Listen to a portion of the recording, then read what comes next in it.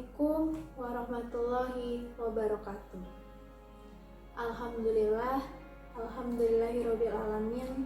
Assalatu wassalamu ala asrofil anbiya'i wal mursalin wa ala alihi wa asbihi ajmain. Amma ba'd. Teman-teman yang dimuliakan Allah, pertama-tama kita panjatkan puja dan puji syukur kehadirat Allah Subhanahu wa taala atas berkat dan rahmatnya yang telah diberikan kepada kita.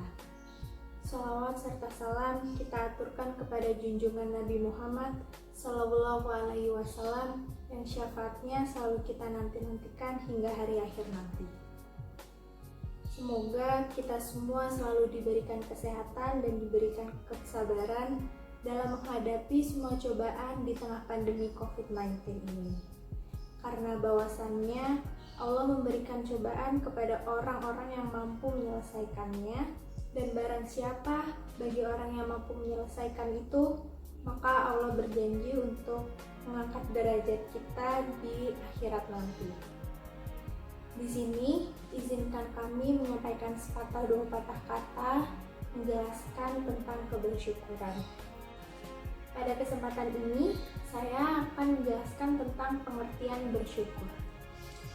Secara bahasa, syukur memiliki arti ucapan pujian kepada zat atau makhluk yang telah memberikan atau melakukan kebaikan kepada kita. Namun, pada Kamus Besar Bahasa Indonesia, syukur dapat diartikan sebagai ucapan terima kasih kepada Allah Subhanahu wa taala dan ungkapan lega, senang, dan bahagia atas nikmat yang telah diberikan. Nabi Muhammad SAW bersabda, "Dan jangan sekali-sekali engkau melihat keadaan di atasmu, maka lihatlah keadaan di bawahmu. Karena melihat keadaan di bawahmu tidak membuatmu menghina nikmat Allah." Syukur juga disebutkan sebanyak 75 kali di dalam Al-Quran. Di dalam Al-Quran, syukur merupakan lawan dari kufur nikmat, atau perilaku atau akhlak mulia yang muncul atas kehendak Allah karena manusia ridho atas segala ketentuan yang telah Allah berikan. Nah, di sini kita bisa belajar kalau Allah itu benar-benar menginginkan semua manusia untuk bersyukur. Seperti halnya yang Allah katakan dalam surat Ibrahim ayat 7, "Sesungguhnya apabila engkau bersyukur, maka akan aku limpahkan segala nikmatku untukmu. Dan apabila engkau tidak mensyukuri nikmatku, maka azabkulah yang akan kulimpahkan kepadamu." Allah juga menjelaskan bahwa manusia yang tidak bersyukur itu seolah-olah dia sedang melepaskan nikmatnya. Dan untuk manusia yang bersyukur, dia mengikat nikmat yang diberikan oleh Allah dengan keimanannya. Nah, itu dia penjelasan tentang pengertian syukur. Teman-teman sekalian, lalu bagaimana sih caranya supaya kita bisa termasuk sebagai hamba yang bersyukur? Imam Al-Ghazali mengemukakan 3 konsep terkait bagaimana cara kita bersyukur kepada Allah Subhanahu wa taala. Yang pertama, bersyukur dengan hati. Apa sih yang dimaksud dari bersyukur dengan hati? Bersyukur dengan hati berarti kita menyadari dan meyakini sepenuhnya bahwa nikmat yang kita peroleh memang datangnya berasal dari Allah Subhanahu wa taala. Sekeras apapun kita berusaha untuk menggapai apa yang kita inginkan, jika Allah tidak menghendaki itu terjadi, maka kita tidak akan bisa meraihnya.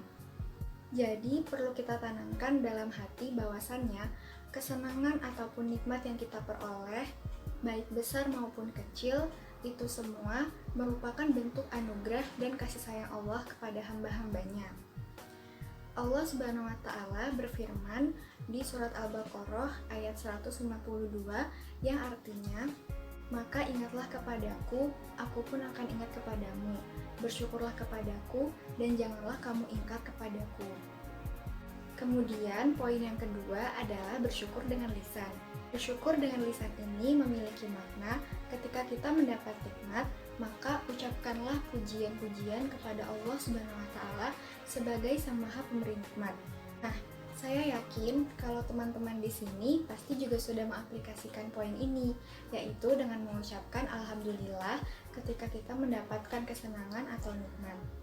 Allah Subhanahu wa taala berfirman dalam Quran surat An-Naml ayat 93, yang artinya, dan katakanlah Muhammad, segala puji bagi Allah, Dia akan memperlihatkan tanda-tanda kebesarannya kepadamu, maka kamu akan mengetahuinya.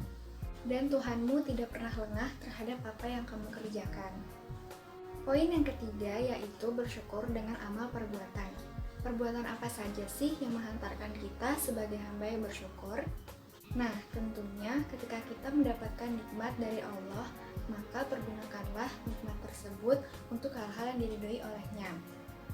Contohnya, kita juga membantu orang lain yang sedang dilanda kesulitan, memperbanyak ibadah, memberi sedekah, dan juga menyebarkan ilmu yang bermanfaat kepada orang lain. Allah berfirman dalam Quran Surat Saba ayat 13 yang artinya, beramallah wahai keluarga Daud untuk bersyukur kepada Allah, dan sedikit sekali dari hamba-hambaku yang bersyukur. Nah, itu tadi penjelasan mengenai bagaimana cara kita bisa bersyukur kepada Allah Subhanahu wa Ta'ala. Orang-orang yang menjalani hidup dengan kebersyukuran akan mendapatkan berkah berupa kecukupan, kedamaian, ketentraman, dan kebahagiaan. Orang yang bersyukur juga akan merasa cukup meskipun mereka dalam kondisi yang pas-pasan atau bahkan kekurangan. Mereka akan selalu bersyukur kepada Allah Subhanahu wa Ta'ala karena mereka sadar betapa banyaknya nikmat dan karunia-Nya yang telah diberikan kepada mereka. Segala nikmat yang datang, baik itu kecil maupun besar, akan selalu disyukuri. Teman-teman sekalian, terus apa aja sih balasan dari Allah atau manfaat bagi orang-orang yang senantiasa selalu bersyukur itu? Yang pertama, tentu saja pahala dari Allah Subhanahu wa Ta'ala, karena bersyukur itu merupakan perintah dari Allah, sehingga kita akan mendapatkan pahala jika kita bersyukur dengan hati yang penuh dengan keikhlasan. Yang kedua adalah mendapatkan keistimewaan berupa kesehatan fisik. Orang-orang yang selalu bersyukur cenderung lebih sehat secara fisik dibandingkan orang-orang yang tidak bersyukur.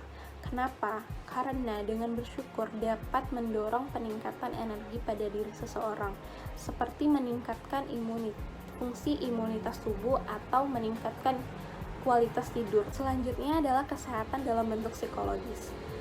Kebiasaan untuk selalu bersyukur dapat mengurangi stres ataupun depresi pada diri seseorang. Bahkan orang-orang yang bersyukur akan mengalami penurunan sifat iri dan dengki. Dengan kata lain, orang-orang yang bersyukur cenderung akan ikut bergembira dengan kegembiraan orang lain dan berempati dengan kesedihan orang lain. Mereka juga memiliki kecenderungan untuk berbagi atas apa yang mereka miliki dengan orang lain.